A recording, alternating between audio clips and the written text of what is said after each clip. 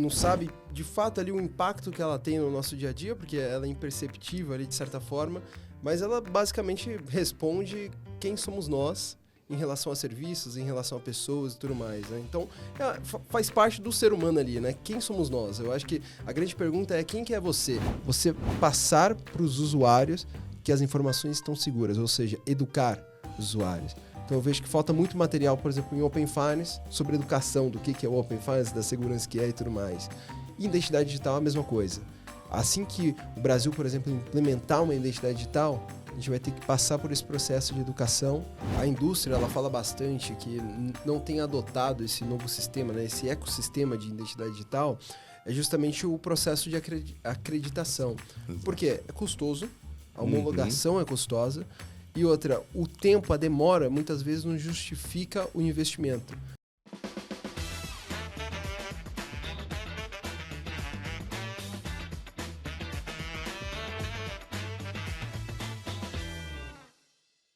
Bem-vindos ao Let's ID, o podcast para abordar as principais tendências, tudo o que está acontecendo no mercado de identidade digital.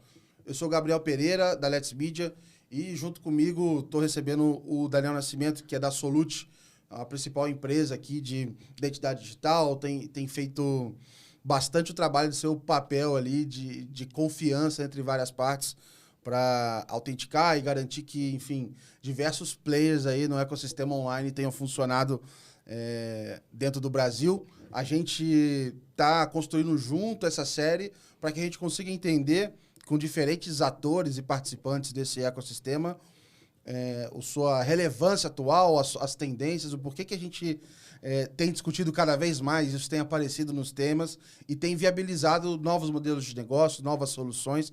Então é um tema super em alta, tenho certeza que vocês vão gostar de acompanhar.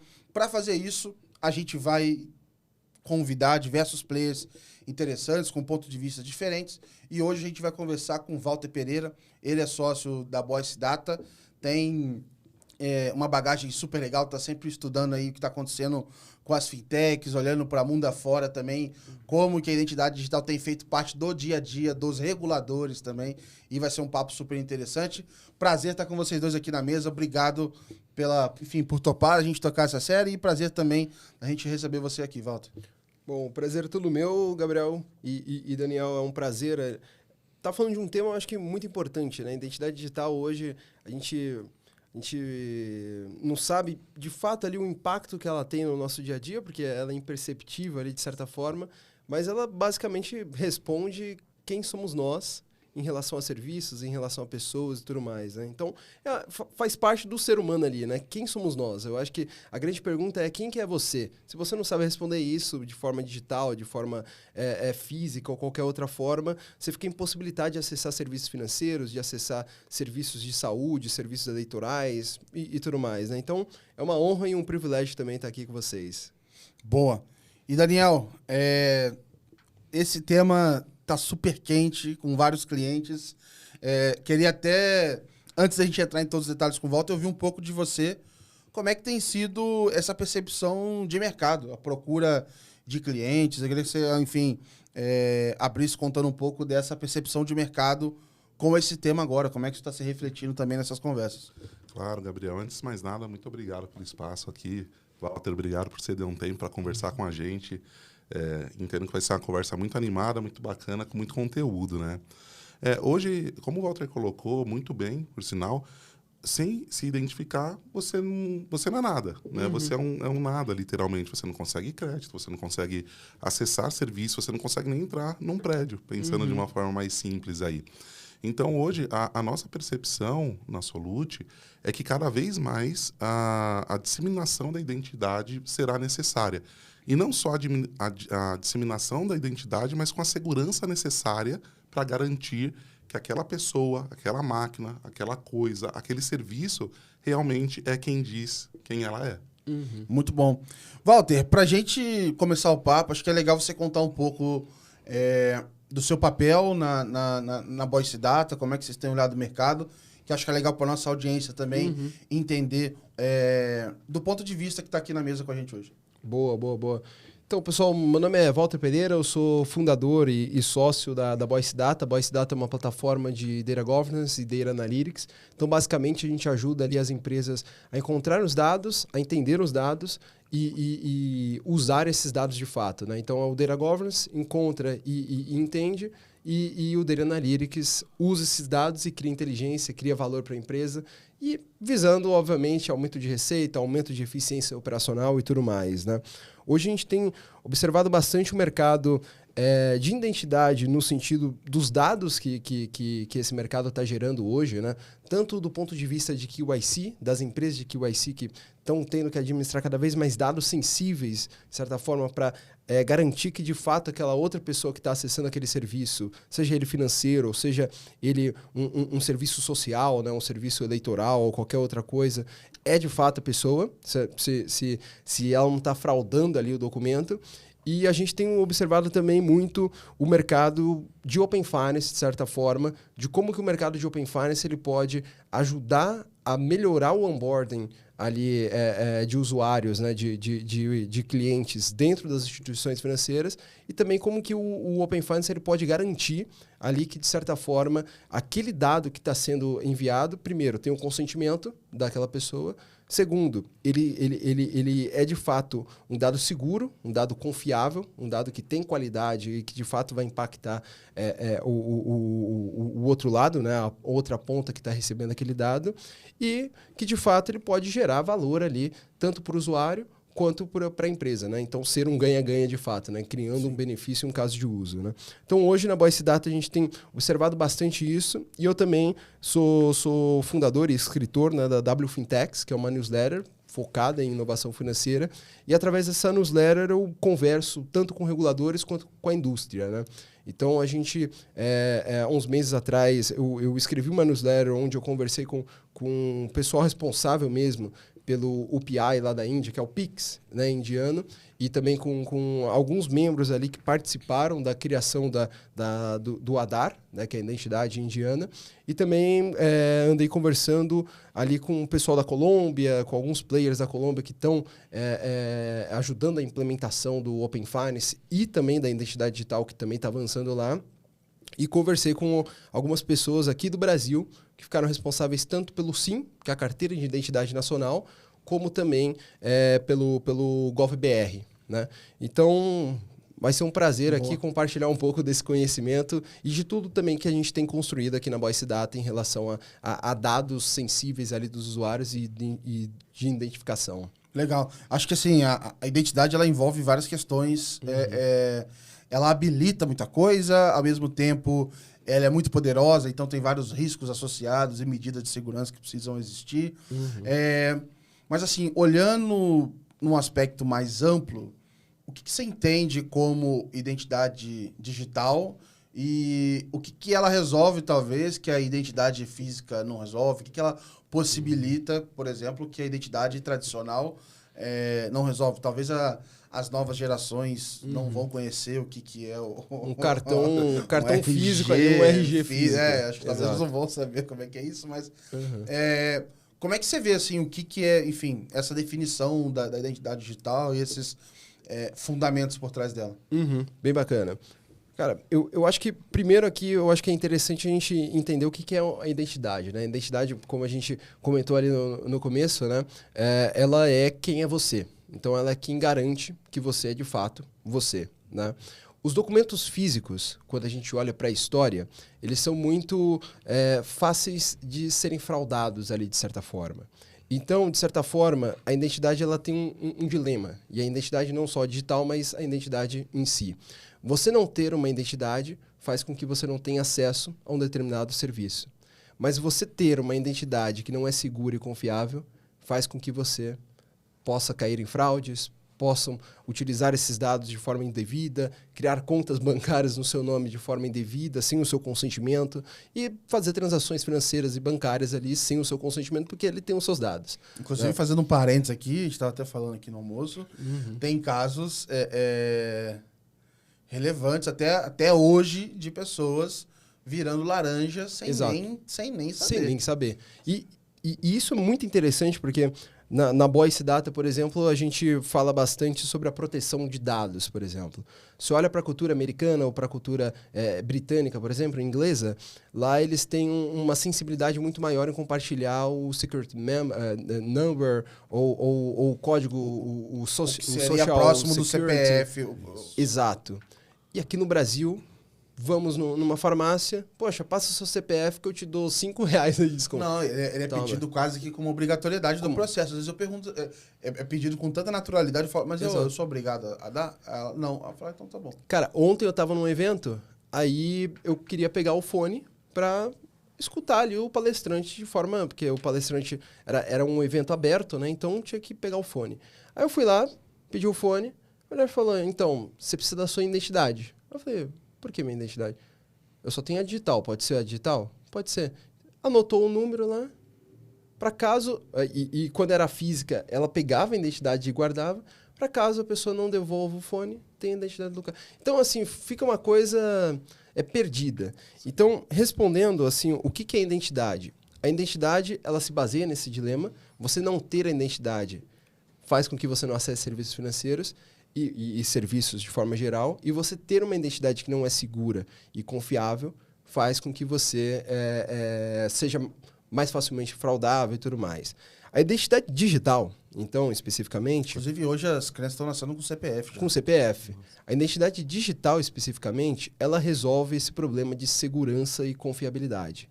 Ela é mais difícil de ser fraudada, dependendo da estrutura que ela é planejada, né, desenvolvida, e ela é mais fácil de ser escalável. O que é ser escalável? Aí vem a outra definição.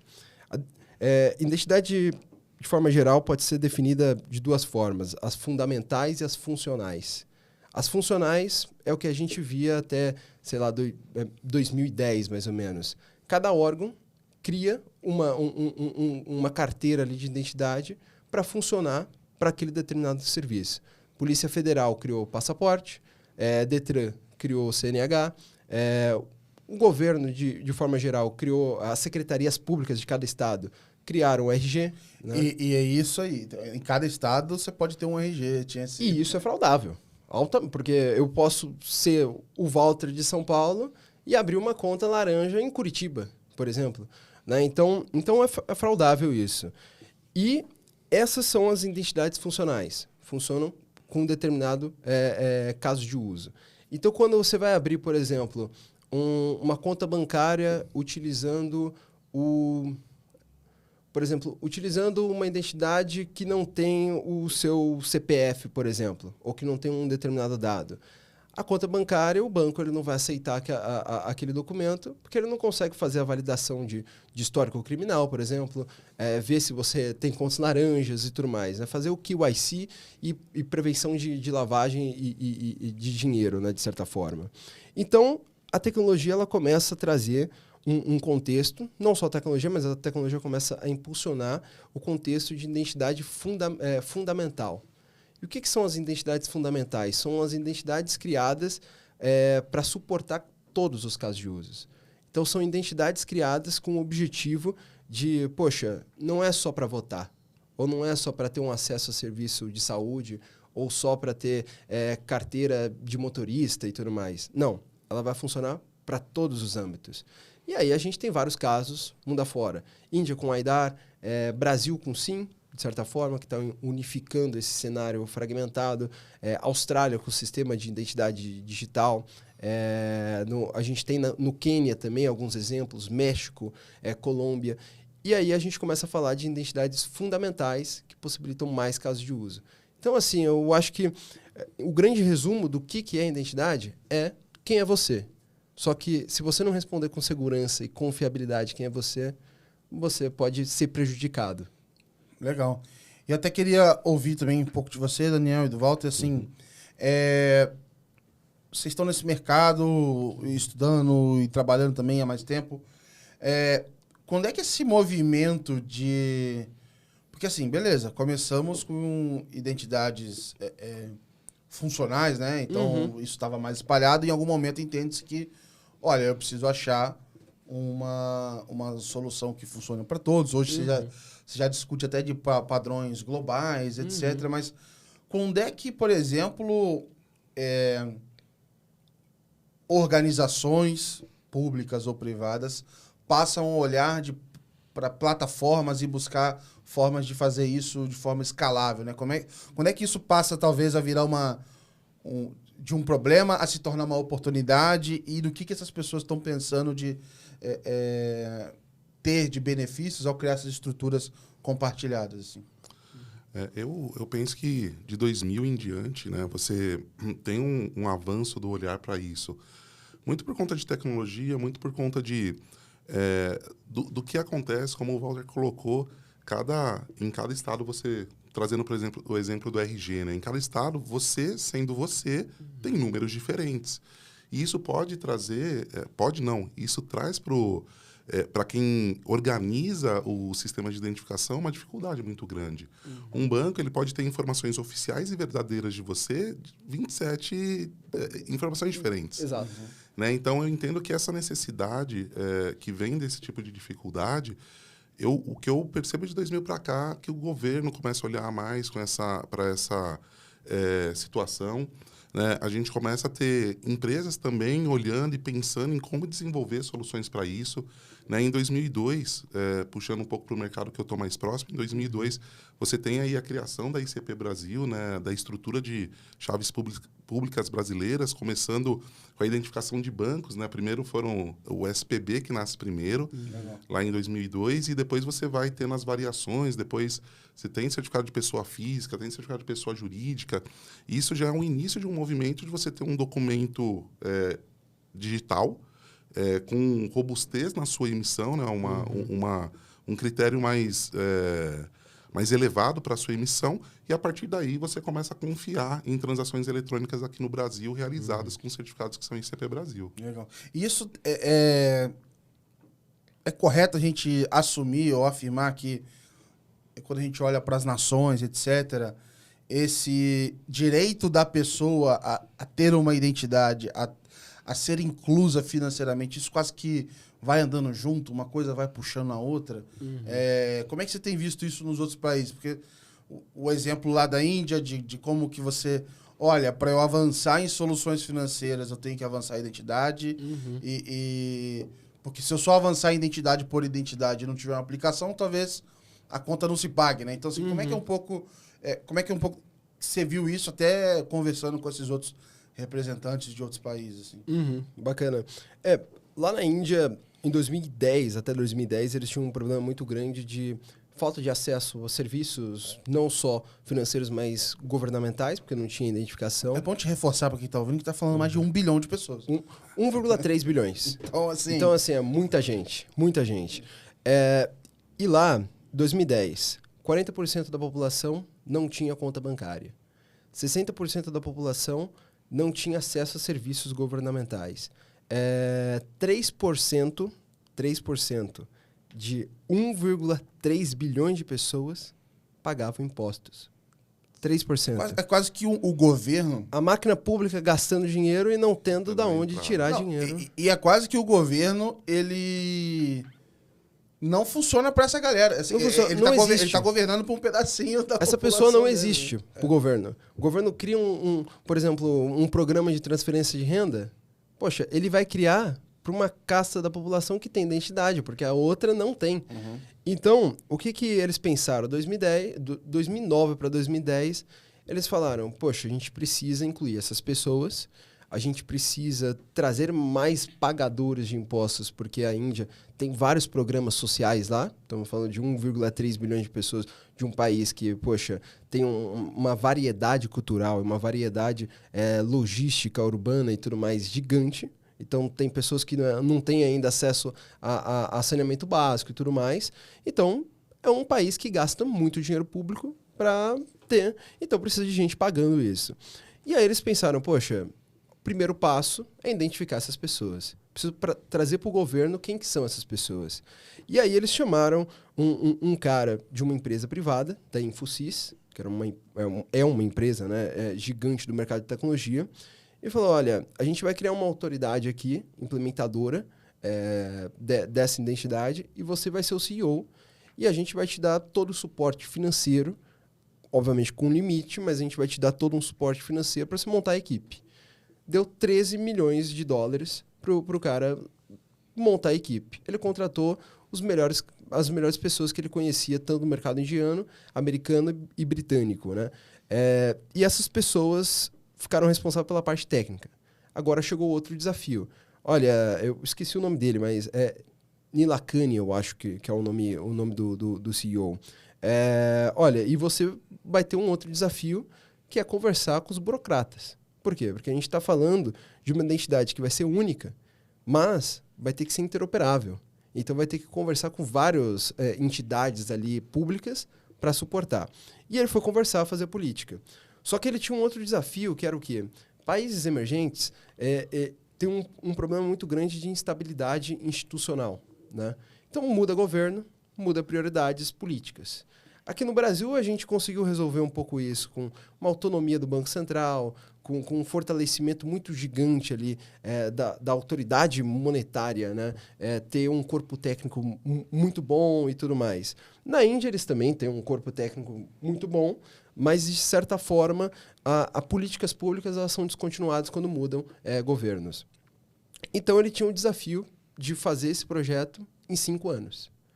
E qual que era o outro desafio que ele tinha? Comprovar que o projeto parava de pé. Então, quando a gente fala de 1,3 bilhões de pessoas, para comprovar que o projeto para de pé, precisa de 100 milhões de pessoas utilizando. Que é a meta... Exato. Cara, eles montaram um sistema que foi fantástico, baseado em 4 pilares. Primeiro, coleta pouca informação, mas são informações confiáveis. Então, quando o cara que eu conversei na Índia, né, ele me contou que, na época, o grande debate que tinha era, quando ele foi se encontrar com os burocratas, cada burocrata falava, poxa, mas para minha entidade vai ser viável se você coletar determinado dado. Para minha entidade vai ser viável se coletar determinado dado. E cada entidade falava um dado que ele tinha que coletar. Só que no final do dia, se você coleta um monte de dado, na etapa do registro dessas pessoas, você cria uma fricção muito grande. Sim. E a gente está falando de uma população que muitas vezes não tem registro, assim, não tem um documento que prova que Gabriel é Gabriel, Daniel é Daniel e Walter é Walter. Então ele tinha um outro desafio que era a fase de registro, que era o quê? Como que ele comprova que a pessoa é a pessoa mesma? E aí eles se basearam numa pessoa de confiança. Então, vinha uma pessoa da comunidade e falava, não, essa pessoa realmente é ela. E aí começou essa parte de registro. Então, coleta poucas informações, sistema se torna confiável. Segundo, privacidade. Eles criaram um mecanismo de distribuição de rede que fazia com que alcançasse a pessoa num lugar muito remoto dos centros urbanos e tudo mais, com mais de 35 mil casas ali de registro, e ao mesmo tempo garantia que essa informação ela não vai ser vazada através de um mecanismo de distribuição ali. Era um mecanismo centralizado de armazenamento de dados, mas era distribuído em algumas redes que eram esses canais aí, esses 35 mil canais, né? E o terceiro ponto que eles bateram muito é a criação de casos de uso. Então, a gente vai disponibilizar APIs para a indústria, construir novos negócios, novos casos de usos a partir disso. E aí, depois que acabou esse processo, e foi algo fantástico, em 2016, a meta deles era bater 200 milhões de indianos, eles bateram 600 milhões em 2016. Caramba. Hoje, 1,2 bilhões de pessoas têm identidade digital na Índia. Então, praticamente a população quase inteira.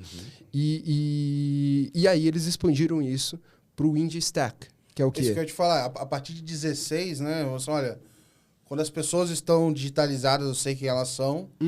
Agora eu posso facilitar a vida delas para transacionar recursos. Né? E aí eles implementaram o PI, que é o Pix, em 2016.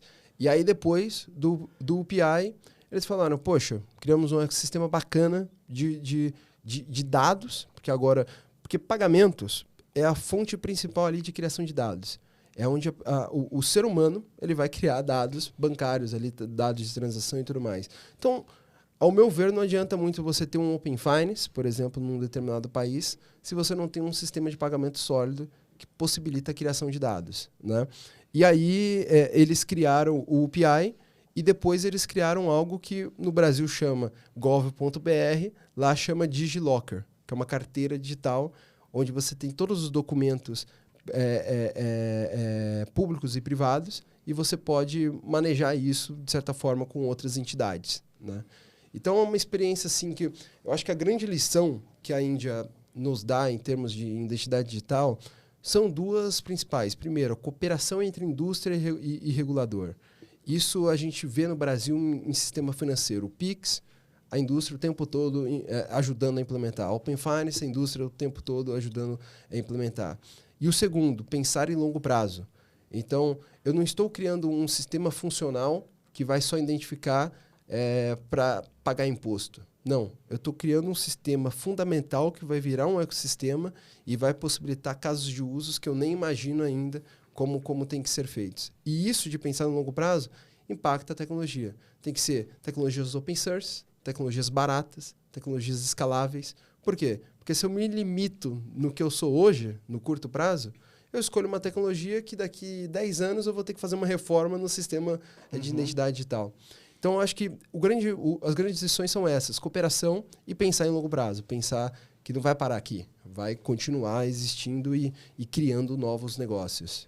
E eu acho que é legal que, assim, quando a gente pensa nessa troca de identidade, no final do dia a gente está falando de confiança, né? Uhum. E faz muito mais sentido mesmo você pegar menos informações e garantir que elas estão corretas, para que aí você vá aos poucos construindo em cima, né? Porque acho que uma vez que você tem uma grande falha, alguma brecha de sistema, você quebra essa confiança e aí construir lá novamente é muito mais difícil, né? Foi o que aconteceu no Quênia, por exemplo. No Quênia, eles criaram um sistema integrado de gestão de documentos, né? Em 2017, eles criaram esse sistema. E acabou que não teve confiança dos usuários por um sentido. Primeiro, coletavam muitas informações, o usuário muitas vezes não tinha aquelas informações. E segundo, o usuário não viu a aplicabilidade. Aí é o desafio que eu e o Daniel, a gente estava comentando antes, do ovo da galinha. Quem é que vem primeiro ali? É a identidade, são os casos de uso, né? Então, a Índia ela soube manejar muito bem esses desafios. E eu acho que ela soube manejar muito bem esses desafios porque ela tinha a indústria o tempo todo ali contribuindo com ideias. Então, quem sabe, de fato, a aplicabilidade não é um burocrata ou o governo, mas é quem vai usar, que é a indústria, é a pessoa, é o usuário final. Então, mas aí eu até queria que o Daniel compartilhasse um pouco, você também, Walter, que é o seguinte: quando você vem com uma proposta dessa, o mercado todo vai fazer, etc. Quem tem um valor ali, então tem um negócio que tem clientes, etc., ele vai querer proteger aquilo dali, ele precisa ganhar esta confiança para funcionar. Então, eu queria ouvir um pouco de você, assim, como é que é o processo também de você abrir as portas para confiar nessas informações, ir, voltar, etc., e se você também teve visibilidade dos desafios. Porque eu sei que, por exemplo, uma das diferenças do UPI para o Pix aqui é que lá eles possuem uma chave que você entra numa wallet, etc., e você opera o seu banco sem nunca mais entrar no seu banco e, tipo assim, você fez o seu onboarding, tá validado que você é você e beleza, e você nunca mais precisa entrar no seu banco. Você vai operar as contas lá, etc., a gente tem aqui algumas evoluções que a gente conversa no Open Finance, da iniciação de pagamentos, mas tudo isso é baseado nesse momento de credenciais. A todo momento você está provando que você é você mesmo e tal. Então, eu queria até ouvir um pouco de vocês desses desafios e, enfim, da evolução nesse sentido. O que eu vejo, o grande desafio é você ter dados de bases efetivamente confiáveis, né? Hoje, a gente, falando em certificação digital, puxando novamente para onde eu estou mais habituado, quando a base que a gente usa, por exemplo, para fazer a videoconferência, uma emissão de certificado à distância, é a base do Denatran, né? Que é uma base, em teoria, rica e segura, né? Contudo, é uma base que tem pouca amplitude, né? Hoje a gente não consegue chegar em emissões para muitas pessoas, porque a base lá tem 20, 30 milhões de registro, registros, enquanto nós somos mais de 200 milhões de pessoas. Então, existem algumas conversas para utilizar em outros bancos públicos de dados confiáveis, né, de dados seguros, porque, de fato, quando você coleta menos informações, mas de bases extremamente seguras, você tem mais facilidade para a implementação disso e, em determinados serviços específicos, você complementa com algum dado se for necessário. Mas você tem uma base sólida, né? Então, hoje, a nossa ideia é de conseguir ampliar para essas bases, para essas outras bases, como a do TSE, por exemplo, né? Que aí sim você começa a pegar uma pessoa ativa, inicialmente entre 16 e 18 anos, né?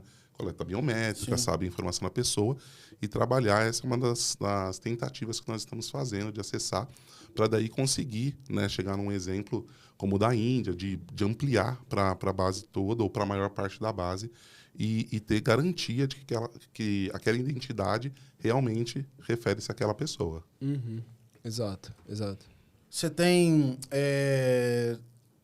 Eu fico assim, imaginando as instituições assim, fechadas e em algum momento, a gente está falando do Open Finance aqui, por exemplo, você está lá e fala, não, vai vir alguém bater na minha porta, pegar essas informações e vai levar para o outro lado. E, de novo, essa preocupação de ecossistema, de segurança, de confiança, etc. Porque se você quebrar essa confiança, é muito difícil reconstruir. E aí, olhando para fora, assim, primeiro, Brasil, eu nunca ouvi nada sobre fraude dentro do ecossistema de Open. Assim, zero. Reino Unido, assim, eu já li uma outra coisa, eu acho que foi na Austrália, que era muito mais sobre a pessoa que detinha os dados fez alguma gestão incorreta lá e teve algum problema, que isso poderia acontecer com qualquer base de dados dentro de uma instituição financeira, ponto, do que as credenciais de acesso serem quebradas. Então, tivemos que criar padrões internacionais e entendê-los como é que funciona. Então, queria entender um pouquinho desses desafios de tecnologia para se avançar, porque na parte de aplicabilidade, eu acho assim, faz todo sentido. Eu sou uma nação, eu não tenho visibilidade de quem são as pessoas do meu país. Primeiro eu preciso digitalizar, beleza. Depois a gente quer que aumente a competição, a inclusão financeira. Depois que aumente essa competição. Mas como é que eu preparo esse ambiente seguro para informações tão sensíveis trafegarem, assim, sabe? Sim. Eu acho que a experiência do Open Finance, eu acho que ela conta bastante, ela consegue ser ampliada para outros casos de usos e para outros, para a própria identidade digital e para outros serviços, digamos assim, né? Por quê? Porque quando a gente olha para o Open Finance especificamente, como você disse, Gabriel, a gente tem protocolos de segurança e padrões técnicos de segurança que garantem que aquela informação ela vai ser trafegada numa rede de internet, por exemplo, de forma segura, e que vai chegar do outro lado um dado de qualidade, um dado que é verídico e que é confiável, que tem como eu utilizar, né?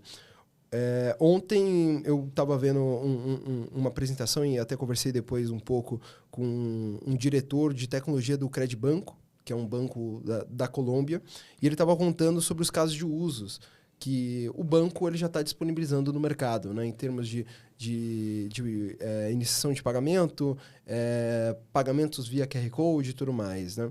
E ele compartilhou o caso de uso que já é clássico aqui no Brasil, que é aquele de iniciação de pagamento, de você se transferir de uma entidade para outra via o Open Finance, né?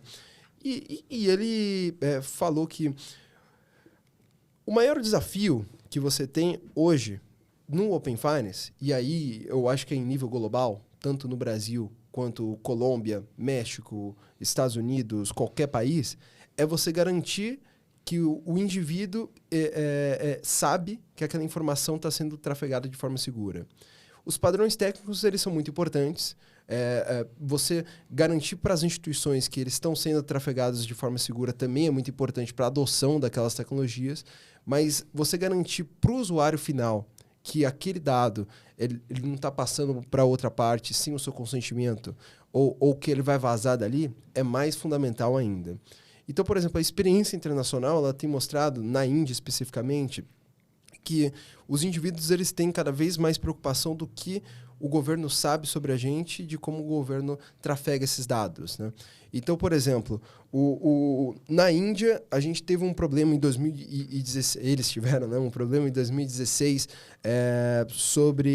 relacionado a vazamentos dos 12 dígitos do Aadhaar, né, da identidade digital. E o que eles fizeram? Eles solucionaram. Na época, criou uma crise institucional muito grande dentro da entidade implementadora e do próprio governo indiano. Na época, um jornalista dos Estados Unidos conseguiu comprar por $15 dados de mais de 10 milhões de pessoas via WhatsApp e compartilhou isso numa notícia. Isso quase impeachmentou lá o presidente da instituição implementadora na época, né, o CEO na época. Então, eles acabaram pensando, poxa, a gente criou esse sistema baseado em tecnologia, então a gente tem que resolver esse problema baseado em tecnologia. E como que eles fizeram isso? Criaram identidades federadas. Então, ao invés de você compartilhar esse número único de forma assim pública, então, por exemplo, você vai numa farmácia, você dá os seus 12 dígitos, não. Eles criaram a carteira digital, onde você cria identidades virtuais específicas. Então, para o banco, é uma identidade. Para a saúde, é uma identidade. Eleitoral, é uma identidade. E é muito o que a Austrália tem feito também. A Austrália implementou em 2020 o sistema de identidade digital. E o sistema de identidade digital ele se baseia num ecossistema.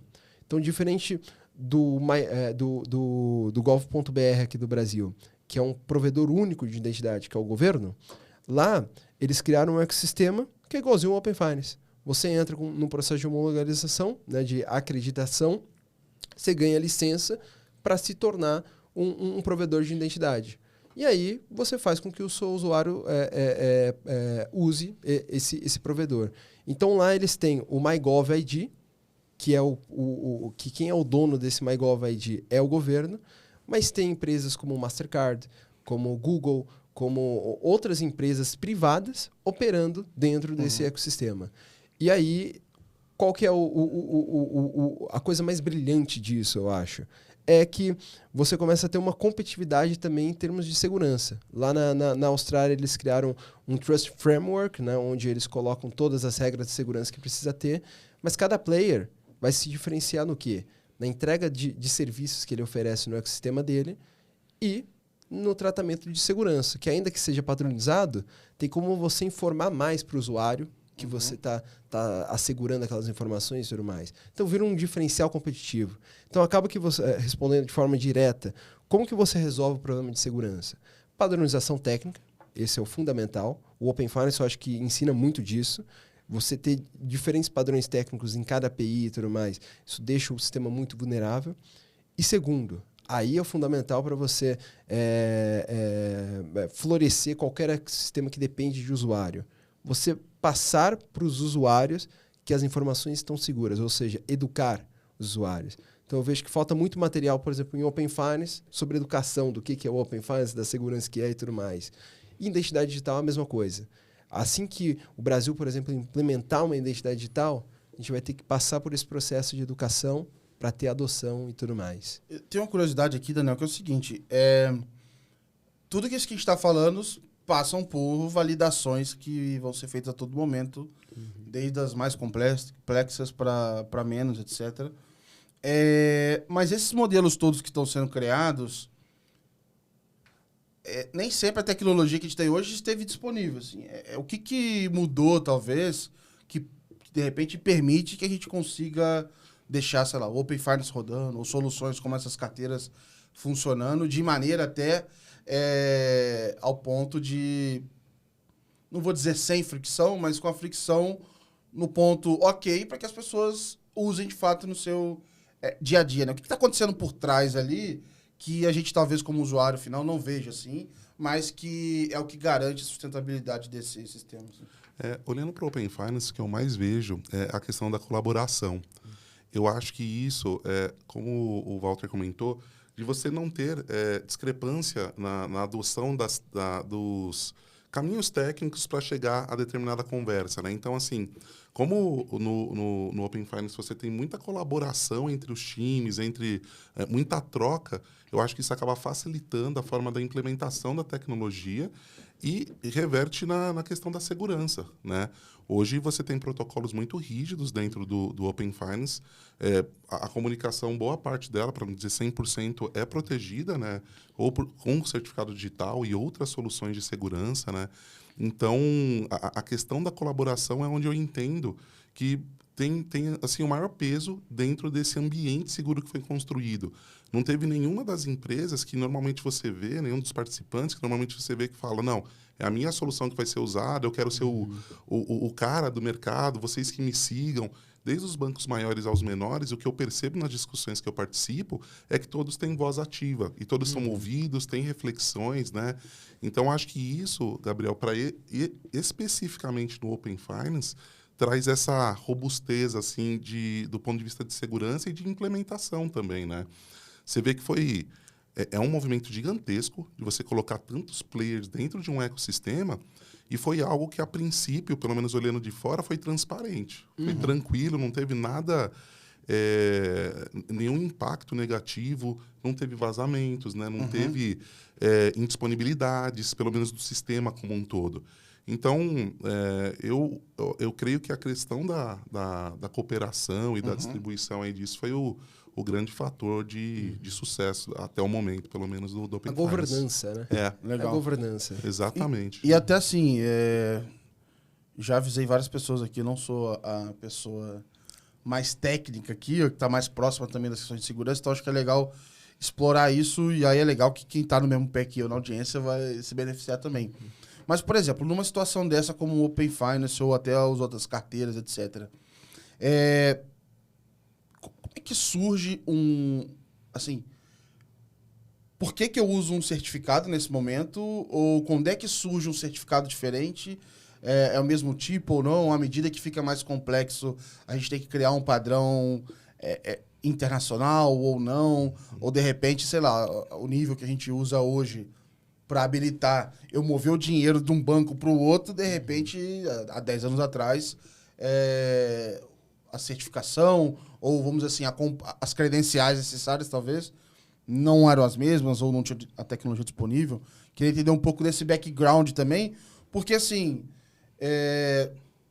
se a gente vê a história apenas de trás para frente, parece assim, beleza, agora tá todo mundo acessando tudo, assim, e pra mim, cara... Da noite pro dia. Do nada ficou fácil fazer isso daí, ficou seguro, assim, que só não queriam ter feito antes? Isso que eu fico me perguntando às vezes, sabe? Sim.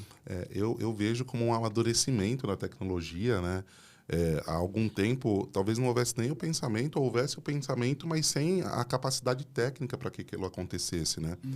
Hoje, olhando especificamente sobre o certificado, que foi que você começou a questão, hoje no Open Finance você tem 4 tipos de certificados diferentes que garantem a comunicação em determinados momentos. Então, você tem 3 certificados que são emitidos dentro da regra da ICP Brasil, né, Infraestrutura de Chaves Públicas do Brasil, que é um conjunto de leis que determinam a metodologia, a forma, etc., de como aquele certificado digital deve ser emitido, e um de cadeia internacional. Né? Começando pelo diferente, que é o de cadeia internacional, ele é um certificado que é utilizado para o front-end. Então, aonde o cliente daquela instituição vai se relacionar.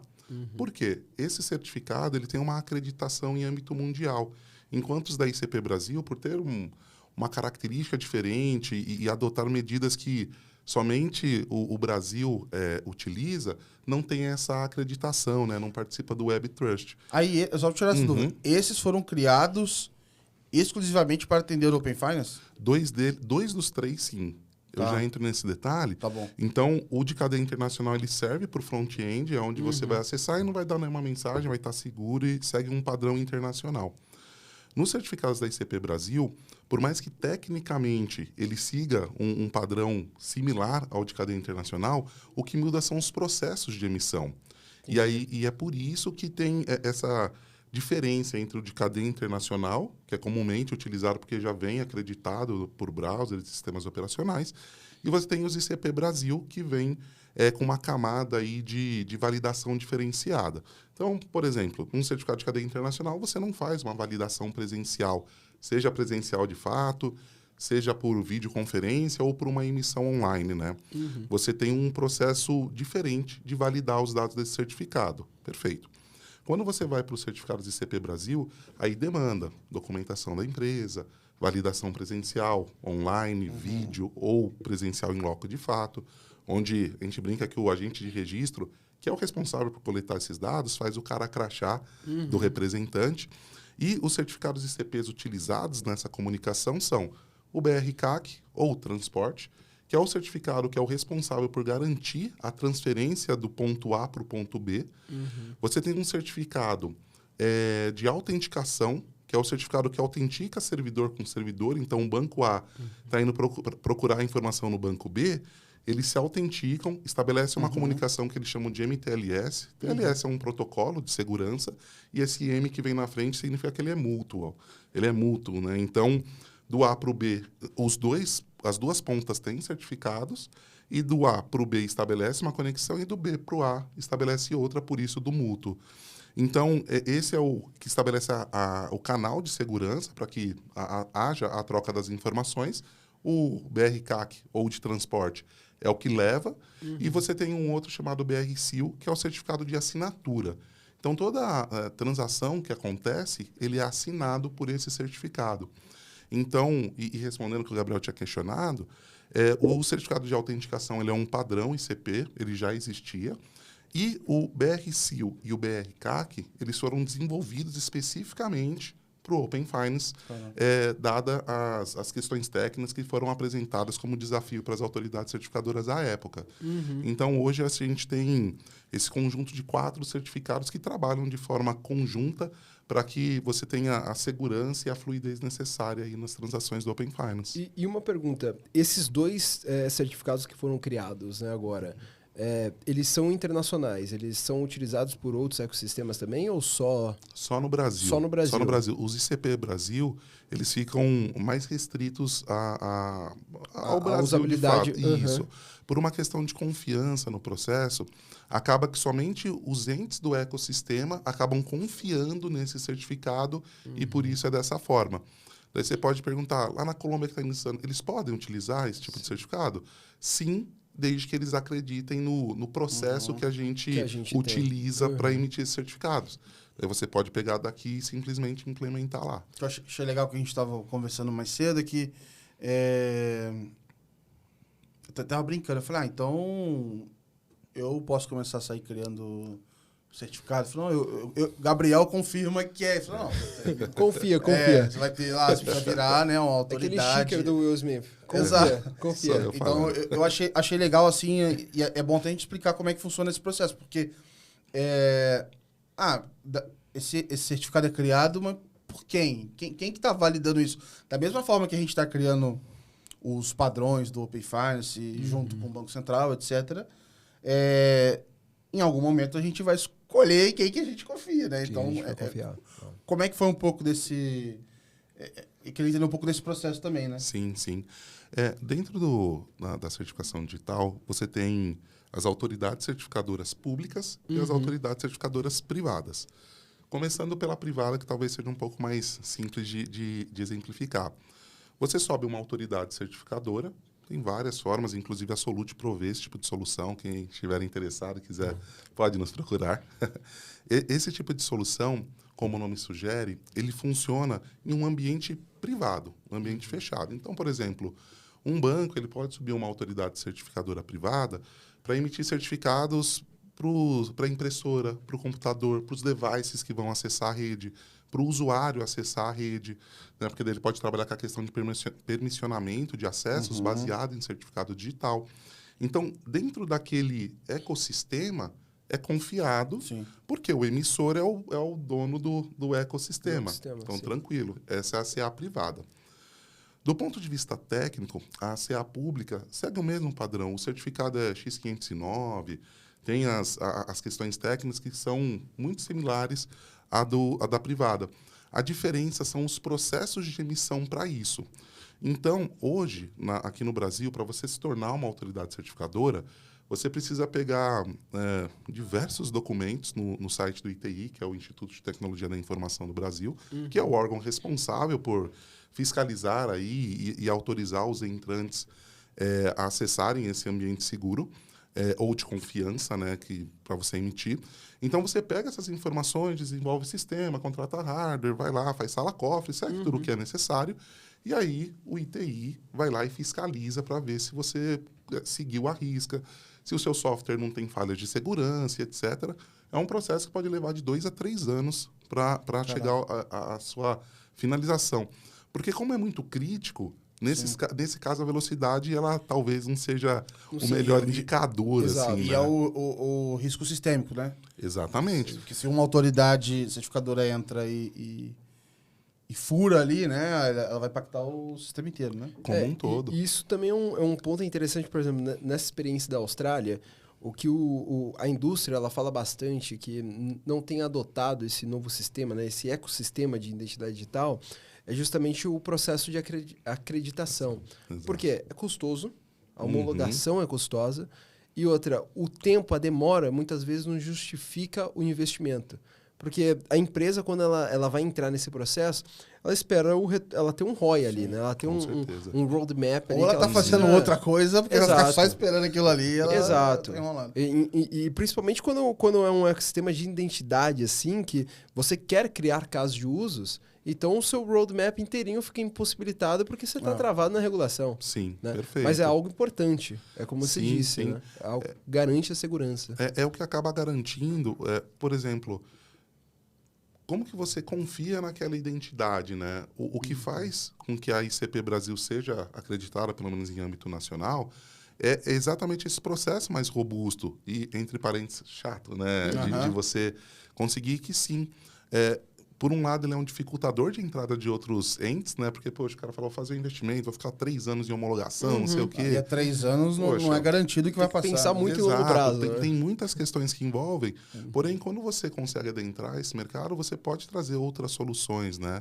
Então, do ponto de vista de identidade, do ponto de vista de disseminação, né? Então, mas só voltando à questão do certificado, então, quando você conclui esse processo, o Instituto de Tecnologia da Informação te reconhece como um ente credenciado, né?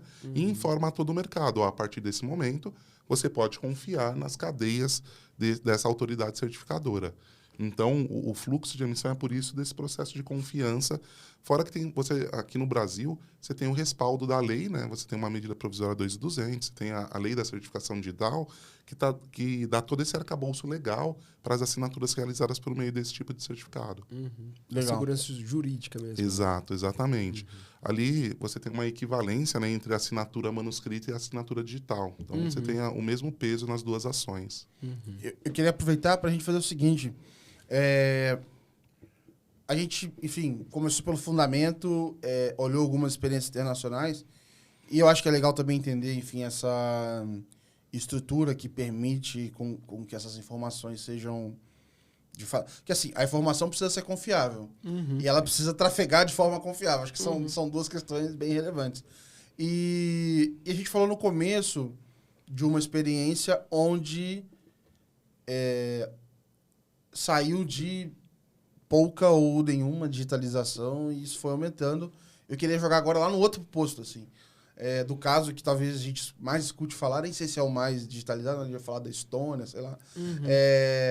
Aonde que a plena confiança pode levar uma sociedade ou um ecossistema. Então, eu queria também explorar esses outros casos que você tem olhado aí mundo afora. Bacana, bacana. Eu acho que um ponto importante aqui da conversa foi no momento, eu acho que você trouxe, Gabriel, perguntando, poxa, como que tudo isso surgiu tão de repente, né? Quer dizer, o restante os outros inovadores, eles eram preguiçosos, eles não inovaram na década de 60, 70, né? E aí a gente vem muito naquela... lei que diz que, à medida que o tempo foi passando, o nível de processamento foi aumentando A lei de Moore lá... Gordon Moore, exato, o fundador da Intel, a lei de Moore, isso, exato. Por quê?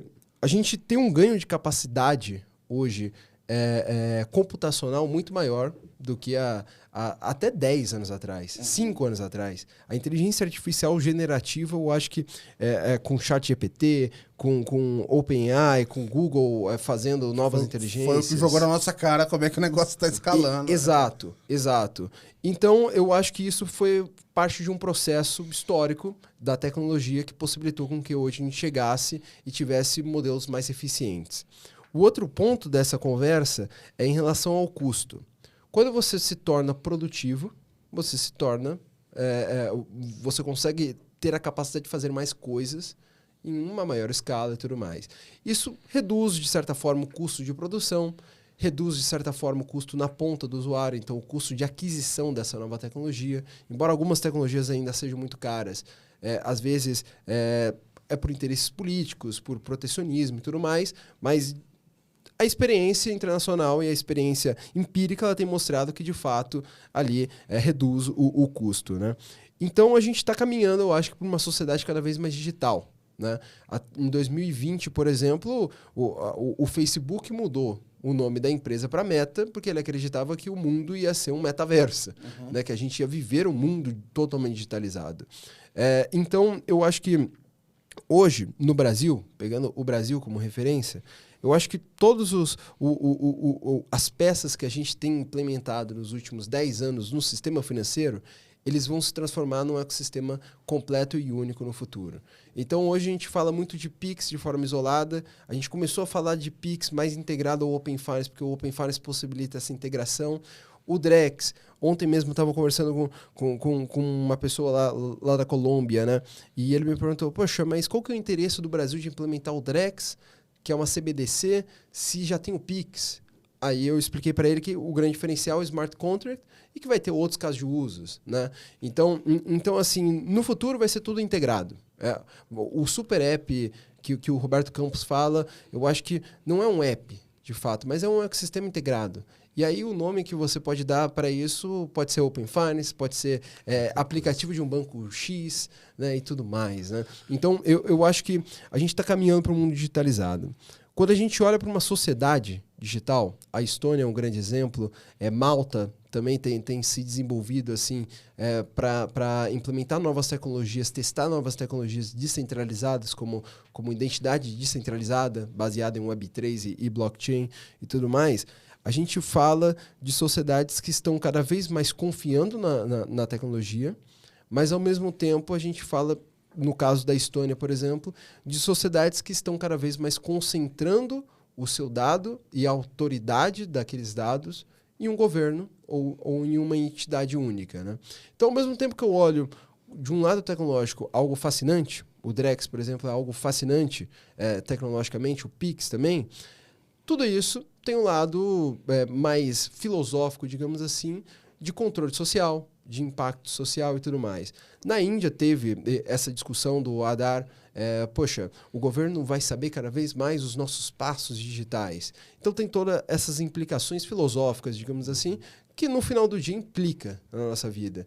Mas eu acho que o grande detalhe aqui é que são 2 pontos, eu acho, essenciais. Primeiro, o ganho de escalabilidade que a tecnologia nos trouxe, que faz com que a gente consiga reduzir custos de produção e custos de acesso, de aquisição daquela tecnologia, e os ganhos de eficiência que a tecnologia trouxe à medida que ela vai evoluindo. Né?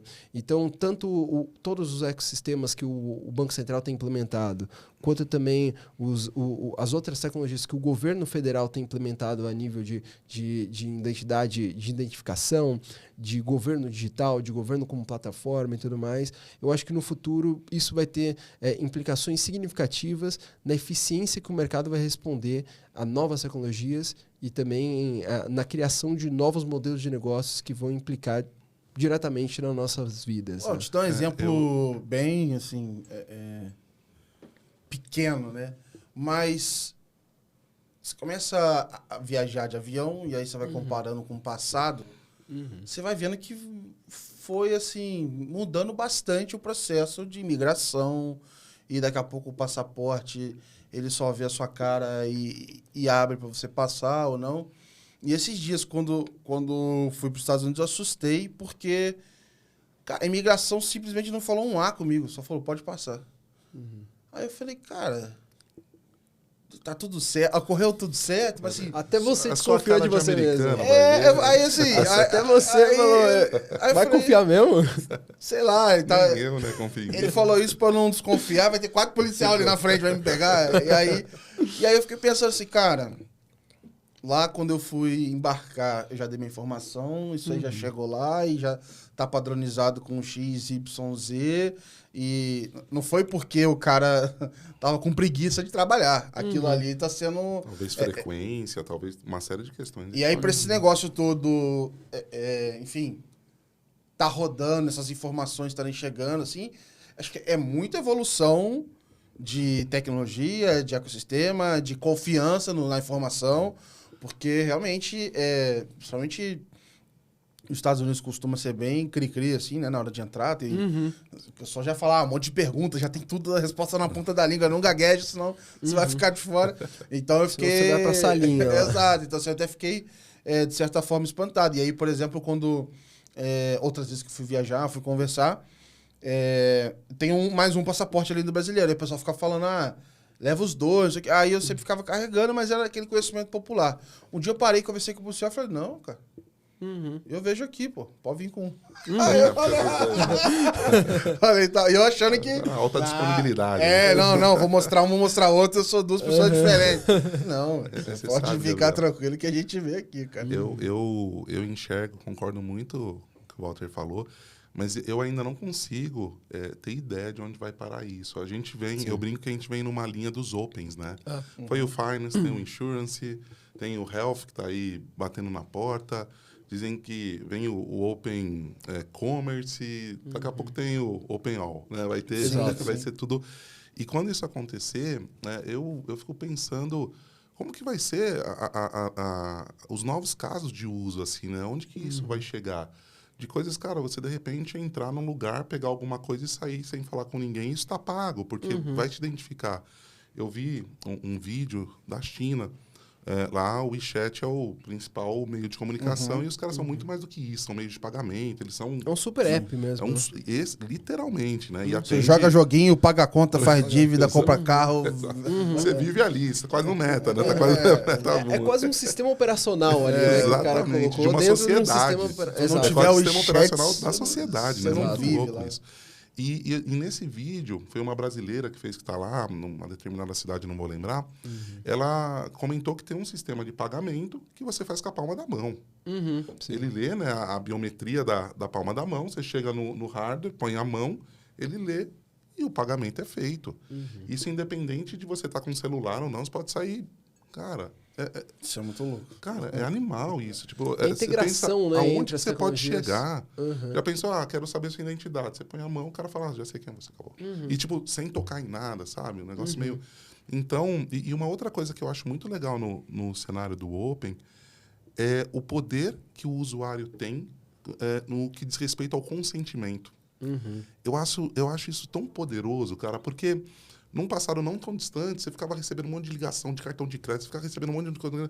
Porque não tinha essa preocupação se você queria receber aquele tipo de abordagem ou não. E hoje, com o advento dos Opens da vida, mais especificamente o Finance, que é o que está rodando muito bem, eu olho assim, eu vejo essa questão do seu consentimento de forma muito poderosa. Sim. Esse banco eu quero que fale comigo. Exato. Esse banco eu não quero que fale comigo, né? Então, eu falo banco, mas ciente do ecossistema, seja qual quem for, né? Então, esse é o ponto que eu acho muito legal, o consentimento, do empoderamento que o usuário tem na ponta, que era a percepção que eu tinha, pelo menos, olhando do meu ponto de vista, era menor.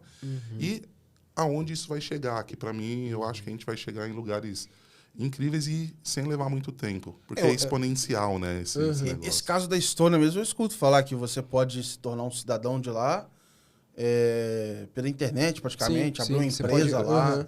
Cara, olha o grau de confiança para você chegar nesse estágio. Tipo assim, absurdo. aqui no Brasil, se você fizer tudo certinho, tipo assim... Em 6 meses. porque, talvez o pessoal da história não tenha convivido com tantos brasileiros assim ainda. Daqui a pouco E tem um fator, eu acho que corrigir o processo. populacional, né? Tem. É porque muito assim, diferente. por exemplo, eu acho que o caso indiano é um caso interessante, que são 1,3 bilhões. Então, se deu certo Vai lá... ter todos, assim, lá vai ter todos os casos de uso. Exato. E se deu certo lá, não que vai dar certo em outro país, porque tem as configurações, local knowledge e tudo mais. Exato, mas tem como você chegar Mostra em que é 30%. possível. Mostra que é possível. Exato, Né? exato. E Daniel, esse ponto eu acho que você falou, né, do empoderamento que o Open Finance, né, ele garantiu em termos de consentimento e de direito aos dados, né? Eu estive há um tempo atrás nos Estados Unidos também, num evento lá nos Estados Unidos, e aí eu falei bastante sobre Web3 e a privacidade, né? Qual que é o futuro da privacidade na Web3, né? Porque quando a gente olha o Web3, por exemplo, a gente está falando de uma web que é baseada em blockchains, em tecnologias descentralizadas, digamos assim, e o blockchain, de certa forma, ele tem um desafio de equilibrar, de balancear ali a transparência, que é a essência dele, com a privacidade. Então, esse é o grande desafio. Só que o Open Finance, eu acho que ele é essas infraestruturas, né, Open Finance, Open Data, Open Banking, qualquer infraestrutura de compartilhamento de dados, né, via API, elas são muito boas em garantir ali o direito de dados. Então, você consegue saber para quem está indo o dado, quem está lendo o seu dado, quanto tempo está lendo, eu não quero mais você, quero aquele outro e tudo mais. Alimentar esses dados, né? Exato. Você tem acesso a isso especificamente. Mas ela não garante uma outra coisa, que é o quê? O data ownership, então a propriedade de dados. Quando a gente olha a história da internet, por exemplo, o Web 1 e o Web 2. O Web 1 era silo fechado, governança, comunidade. O Web 2, silo mais concentrado ainda, interoperabilidade era difícil, só que a governança é feita por grandes corporações. Facebook, Google, Twitter e tudo mais, né? Então, esses caras têm interesses próprios. Eles não vão querer compartilhar. E aí a gente nasce na Web 1, nasce a identidade baseada em e-mail, por exemplo, e na Web 2 nasce a identidade federada. Entra aqui com a sua conta do Google, entra aqui com o seu Facebook. Poxa, na inocência, facilidade de integração, de onboarding e tudo mais. Mas o cara está pegando seus dados. O cara está tendo seus dados. Só que os seus dados, ele não é seu. Ele é da empresa. A empresa armazena esses dados. Na Web3, a gente começa a mudar um pouco disso. A gente começa a ir para um caminho de propriedade de dados. Então, a gente começa a ir para um caminho onde o dado é do usuário. E eu, usuário, escolho quem vai escolher isso e tudo mais. Um player interessante que está tentando fazer isso, né, de forma tradicional ainda, é a Drumwave, que quer criar uma wallet de dados, né, vender esses dados. Só que eu acho que essa discussão ela traz um ponto interessante em termos de identificação. Por exemplo, uma vez que eu, usuário, eu tenho a propriedade dos dados e eu escolho quem vai manejar aqueles dados, eu preciso de fato ter uma identidade segura, talvez descentralizada mesmo, e uma identidade que seja interoperável. Então aí a gente começa a falar das tecnologias de novo, da segurança da informação. Por isso que eu perguntei aquela hora do protocolo, né? Se esses dois protocolos que foram usados, eles podem ser integrados com outros ecossistemas. Porque, por exemplo, o Open Finance do Brasil e os outros Opens, e o próprio Pix, o PI não, mas o Pix e outros sistemas de pagamento que estão surgindo agora, eles são baseados na ISO 222, né? A ISO alguma coisa, eu não vou lembrar. Exato. Que são os que ele já padrões de nasceu, mensageria. Ele já nasceu pensado em internacionalização. Então, os protocolos, por exemplo, de certificação também vão precisar ser pensados em serem reutilizados. Porque assim que a gente está criando um ecossistema, poxa, a gente vive num mundo globalizado. Numa hora, eu imagino que possa acontecer isso um dia. Uma hora, eu sou um indivíduo imigrante nos Estados Unidos, chego nos Estados Unidos, quero abrir minha conta bancária. Poxa, como que eu acesso meus dados do Brasil, meu histórico bancário? Sim. Será que ele vai ser relevante, de fato? Sim. Será que não vai ser pior eu levar? Então, assim, tem todas essas questões. Que eu acho que a Web3, ela começa a enfatizar mais isso, essa propriedade dos dados, essa criação de interoperabilidade entre tecnologias, entre protocolos e tudo mais. Mas a gente, eu acho que vai ter grandes desafios, acho que de adoção, de tornar isso menos técnico, de tornar isso mais palatável para os usuários e principalmente de criar coisas relevantes para o usuário usar. Senão é o desafio do ovo da galinha de novo. Exato. O caso de uso é o que vai determinar, né, a disseminação disso. Fazendo um devaneio aqui completo, tipo um Black Mirror, assim. Se a gente chega num ponto, beleza, tá tudo traqueado, tudo tem histórico e etc. Isso é muito bom quando seu histórico vem vindo bem, né? Vem vindo bem. Então, de certa forma, do jeito que a sociedade está hoje, a gente ainda existe a opção de recomeçar. Porque você vai sair de um lugar, vai para outro e fala, cara, eu vou começar minha vida toda do zero aqui. Essa falta de interoperabilidade nos salva, às vezes. Vamos pegar um exemplo aqui, cara. Cara, uma pessoa, vamos pegar aqui, sei lá, uma pessoa foi presa por algum momento e depois ela foi ressocializada. Cara, já passou 20 anos. Se está num mundo que é tudo 100% conectado, tudo é open, etc. Cara, se por causa de uma vez que te protestaram lá atrás da conta de luz, você paga isso por muito tempo, imagina pessoas que por alguma razão tiveram certas momentos da sua vida ali que, cara, foi um baque no histórico dela.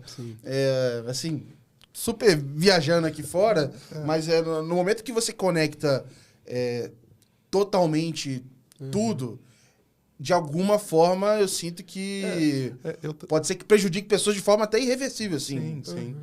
Tem uma questão no exemplo que você usou de responsabilização pelo ato, né? Aconteceu, e é óbvio que a pessoa pode se recuperar e etc, e zero problema. Mas eu acho que aí é muito mais uma questão de processo no sentido que eu digo cara, igual existe hoje com a questão de pendência financeira, né? Passou 5 anos, ela fica lá, mas, poxa, foi o recomeço. Eu acho que serão coisas mais nesse sentido, sabe? Aconteceu algo ali atrás, mas, pô, faz X tempo que você não tem um deslize nesse sentido. Então, por isso eu acho que é muito mais questão de... Eu concordo contigo, porque vai ficar... É uma cicatriz, ela vai ficar, mas... Eu acho que, de alguma forma, isso vai ser ajustado na questão de avaliação e de risco. Eu acho que a gente tem um bom exemplo para isso. Por exemplo, antes do Open Finance, a gente tinha o cadastro positivo, 2019. O cadastro positivo, assim, tinha dados ali, 2021, eu acho, que algumas pessoas deixaram de ter acesso a crédito porque ficou público esses dados e aí nenhum banco mais queria aquela pessoa. Às vezes, até pessoas que tinham bons créditos, depois do cadastro positivo... Essa transparência, ela machucou, criou cicatriz. Só que qual que é o diferencial do Open Finance? E aí eu trago isso para o mundo quando ele estiver interligado. O diferencial do Open Finance está numa palavra, a competição. Competição faz você assumir mais risco para não perder a oportunidade. Um país, quando o mundo for de fato interligado por essas tecnologias, alguns países vão falar, poxa, eu vou assumir o risco de ter você aqui, porque eu sei que, poxa, você está se recuperando. Eu vou saber mais detalhes de você, eu vou prever mais. Então, ele vai assumir mais risco. Então, eu acho que ecossistemas interligados, ele tem um problema de transparência, tem um problema de, poxa, vai saber que, não que seja o meu caso, mas fui preso, sei lá, há uns anos atrás. Mas espera, vai ter país que vai assumir o risco. Sim. O Canadá, por exemplo, vira e mexe, pede brasileiro porque o nível de natalidade está diminuindo. Então, vão ter países que vão assumir riscos. Acho que tem as questões... Devido à competição. Tem as questões éticas, e a gente já enfrenta isso desde agora, né, no Open Finance, que os meus dados vão ser usados ao meu favor? Porque senão, eu estou trabalhando aqui para juntar isso tudo, para te entregar, para me prejudicar. Exato. Então, se eu não sou obrigado a produzir provas contra mim mesmo, imagine dados que eu vou ficar entregando para me piorar. Então, por isso é que até as discussões, por exemplo, do Open Health, entra em questões que começam a ficar polêmicas sobre, cara, de repente a pessoa vai ver, cara, e aí ninguém vai mais me aceitar no plano de saúde. E aí, então, assim, acho que talvez, aí olhando bem para o futuro, vai ter um momento onde ainda queremos as pessoas perfeitas, que no final do dia ninguém é perfeito, todo mundo tem a sua mancha no histórico em algum lugar. E aí vai ter um momento, talvez, falar assim, não, já entendi que as pessoas não são perfeitas. Eu preciso flexibilizar as minhas soluções, a competição vai aumentar, e aí eu vou ter ofertas que vão pegar mais pessoas. Exato. Mas, assim, enfim, são questões aí de éticas e futuro, etc., que como sociedade a gente vai evoluir. Isso acho que não existe hoje, porque também a gente não tem tanta informação assim, Sim, 100%, né? Com certeza. Eu fico pensando muito na linha do que o Wagner comentou, que a gente... Essa questão da competição, ela vai acabar nichando, né? Vão ter os players que vão assumir mais o risco, vai ter o player que é mais conservador e vai querer o perfeito e tal. Eu acho que isso é uma questão de ajuste, mas talvez, se isso acontecer, a grande coisa legal é que vai ter espaço para todo mundo iniciar. Mesmo esse cara que vai te tomar mais risco, obviamente, ele vai te cobrar mais caro.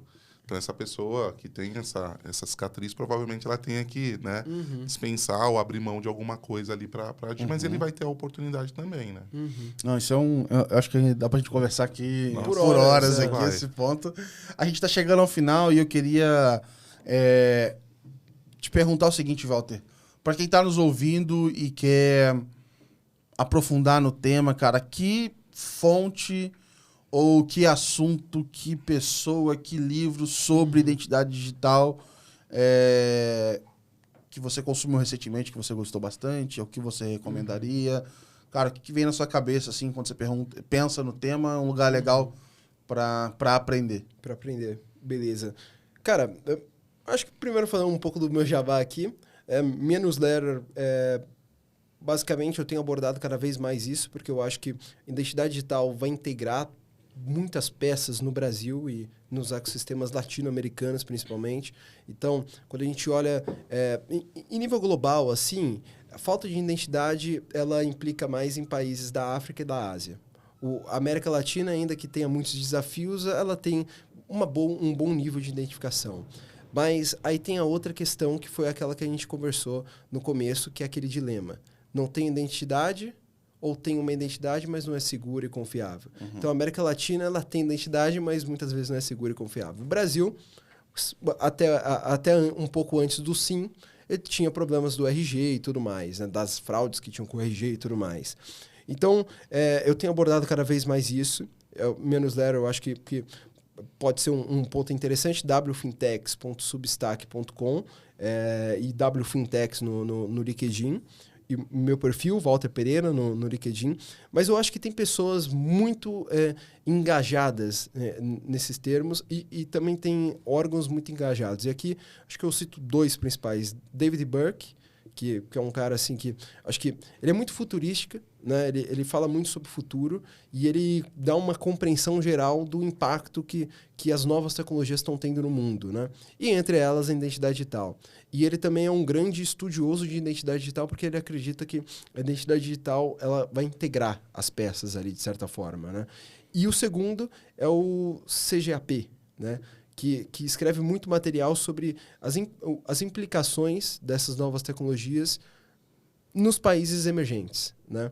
Então, eu acho que, assim, quando a gente olha que um país emergente, com as características da Índia, em 2010, com parte da população sem acesso bancário, com parte da população não pagando imposto, né? 60 milhões de indianos tinham um passaporte de uma realidade de 1,2 bi na época, e 3% pagavam imposto, e, poxa, eles conseguiram alcançar o que eles alcançaram.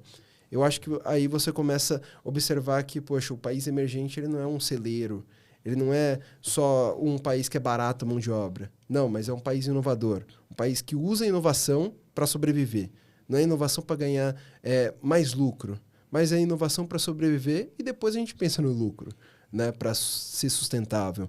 Então, eu acho que o CGAP também é um CGAP, isso. É um grande órgão, junto com o World Bank, né, que é financiado pelo World Bank. Então, eu acho que são essas 3 fontes principais, assim. E aí tem alguns livros que são mais genéricos, né, são mais amplos, que agora eu não me lembro os nomes, posso pesquisar depois aí, coloca na descrição, isso. Mas são livros assim que abordam um pouco da teoria de identidade, mas também tem alguns livros que eu posso recomendar também que abordam as oportunidades de criar negócio, né? Então não só a teoria, mas a criação de negócio. Walter, queria te agradecer aqui pela presença de novo. Obrigado. Super obrigado. E pra gente finalizar, queria te perguntar, fazer esse balanço, Daniel.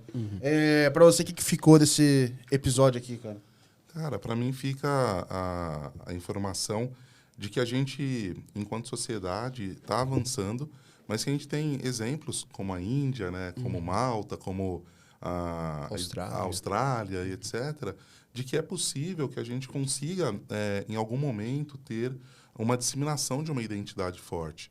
Puxando e falando um pouquinho do que a gente pensa lá na Solute sobre isso, estava até conversando com o Gabriel um pouco mais cedo sobre, e com o Walter também, a gente acabou falando, a gente entende que o certificado digital, né, ele pode ser distribuído de forma gratuita e em larga escala, e quem paga a conta disso, porque, né, é necessário que haja a troca de recurso financeiro, quem pode pagar isso é tanto o usuário, quando ele tiver interesse em acessar algum serviço, alguma coisa, ou a empresa que tem interesse que esse usuário acesse, né? Então, a gente entende que a gente pode fornecer, por exemplo, gratuitamente certificados para todos os brasileiros e, utilizando esse modelo de negócio, ser remunerado adequadamente para continuar provendo o serviço, por exemplo, né? Esse é um caminho que a gente enxerga, mas existem, obviamente, outros caminhos que podem ser utilizados. O importante é que a sociedade consiga tomar como exemplo essas outras sociedades que conseguiram evoluir. Então, para mim, o que fica o resumo dessa conversa nossa aqui são essas informações que o Walter trouxe de forma brilhante e que acrescentaram muito para o meu dia e para a minha reflexão, assim, de como pensar e como fazer. Boa. Obrigado. Cara, para mim ficou muito essa questão de como nação, assim, como é que é importante essa estrutura para que você amplie o acesso, vamos dizer assim, a meio que os direitos fundamentais das pessoas, né? Então, acho que tudo bem que a parte financeira também está muito envolvida e ela, eventualmente, paga a conta de todo o resto, mas, cara, a identidade é fundamental. Sem ela, você não vai conseguir construir um histórico que te permita seguir a sua vida, né? A identidade é o começo do jogo. Então, se você não tiver essa informação, é algo que realmente vai dificultar. Mas acho que essa criação na Índia, eu não tinha essa visibilidade de como é que foi todo esse processo. Eu não sabia que era tão grave o antes, né? Versus e como anda hoje. Isso, para mim, acho que ficou mais marcante aqui desse cenário. Então, de novo, cara, agradeço aí pela presença, foi um episódio excelente. E falando com a nossa audiência agora, super obrigado por terem acompanhado mais um episódio do Let's ID. Nosso foco aqui é explorar realmente de diferentes perspectivas as tendências e como tem funcionado o mercado de identidade digital. E não só o mercado, né, mas as movimentações de países também, como a gente falou hoje. Sou Gabriel Pereira, da Let's Media. Estive aqui hoje junto comigo com o Daniel, da Solute. E se vocês estiverem precisando de soluções que envolvam toda essa parte de certificação que a gente conversou, onde você vai autorizar pessoas, sistemas e até coisas hoje, né, que tá tudo na internet, vocês podem bater um papo com eles. Tem várias soluções que envolvem diretamente essa parte de identidade. A gente agradece mais uma vez aí o prestígio, a audiência. Compartilhem com os colegas e a gente se encontra no próximo episódio. Um abraço, valeu!